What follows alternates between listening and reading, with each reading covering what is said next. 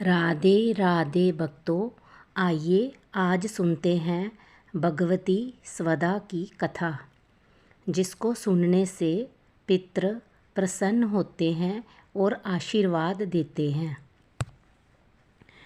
भगवती स्वदा की कथा मानवों के लिए संपूर्ण अभिलाषा प्रदान करने वाली है।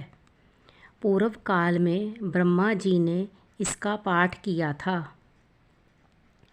ये पितरों के लिए तृप्तिप्रद एवं श्राद्धों के फल को बढ़ाने वाली है।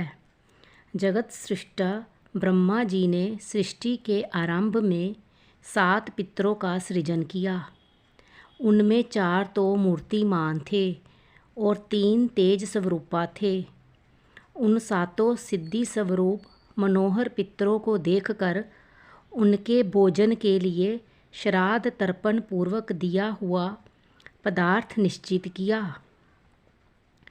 तर्पणांत स्नान, श्राद्ध पर्यंत देवता पूजन तथा त्रिकाल संध्यांत आहिक कर्म ये ब्राह्मणों का परम कर्तव्य है।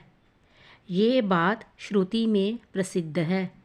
जो ब्राह्मण नित्य त्रिकाल संध्या, श्राद्ध, तर्पण, बलि वैष्णव देव और वेद ध्वनि नहीं करता, उसे विषहीन सर्प के समान शक्तिहीन समझना चाहिए।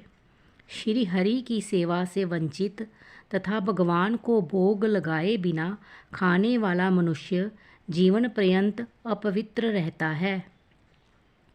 उसे कोई भी शुभ कार्य करने का अधिकार नहीं है।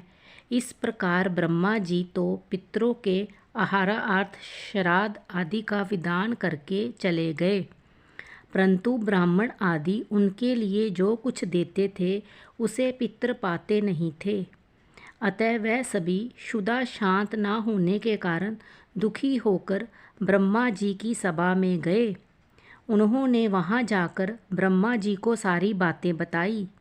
तब उन महाभाग विधाता ने एक परम सुंदर मानसी कन्या प्रकट की। सैकड़ों चंद्रमा की प्रभा के समान मुख वाली वह देवी रूप और यौवन से संपन्न थी। उस साध्वी देवी में विद्या, गुण, बुद्धि और रूप सम्यक प्रकार से विराजमान थे।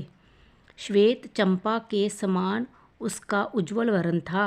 वह रत्नमय भूषणों से विभूषित थी। मूल प्रकृति भगवती जगदम्बा की अंशभूता व शुद्ध स्वरूपा देवी मंद मंद मुस्कुरा रही थी। वर देने वाली एवं कल्याण स्वरूपिणी उस सुंदरी का नाम स्वदा रखा गया। भगवती लक्ष्मी के सभी शुभ लक्षण उसमें विराजमान थे। उसके दांत बड़े सुंदर थे। वह अपने चरण कमलों को शतदल कमल पर रखे हुए थी। उसके मुख और नेत्र विकसित कमल के सदृश सुंदर थे। उसे पितरों की पत्नी बनाया गया। ब्रह्मा जी ने पितरों को संतुष्ट करने के लिए ये तुष्टि स्वरूपिणी पत्नी उन्हें सौंप दी। साथ ही अंत में स्वदा लगाकर मंत्रों का उच्चारण करके पितरों के उद्देश्य से पदार्थ अर्पण करना चाहिए। ये गोपनीय बात भी ब्राह्मणों को बतला दी। तब से ब्राह्मण उसी क्रम से पितरों को कव्य प्रदान करने लगे। यों देवताओं के लिए वस्तु दान में स्वाहा और पितरों के लिए स्वदा शब्द का उच्चारण श्रेष्ठ माना जाने लगा। सभी कर्मों में दक्षिणा उत्तम मानी गई है। दक्षिणाहीन यज्ञ नष्ट प्राय कहा गया है। उस समय देवता, पितर, ब्राह्मण, मुनि और मानव इन सब ने बड़े आदर के साथ उन शांत स्वरूपिणी भगवती स्वदा की पूजा एवं स्तुति की। देवी के वर प्रसाद से वे सब के सब परम संतुष्ट हो गए। उनकी सारी मनोकामनाएं पूर्ण हो गई। कथा समाप्त हुई। राधे राधे। कृपया मेरे चैनल को लाइक, शेयर, कमेंट और सब्सक्राइब करें।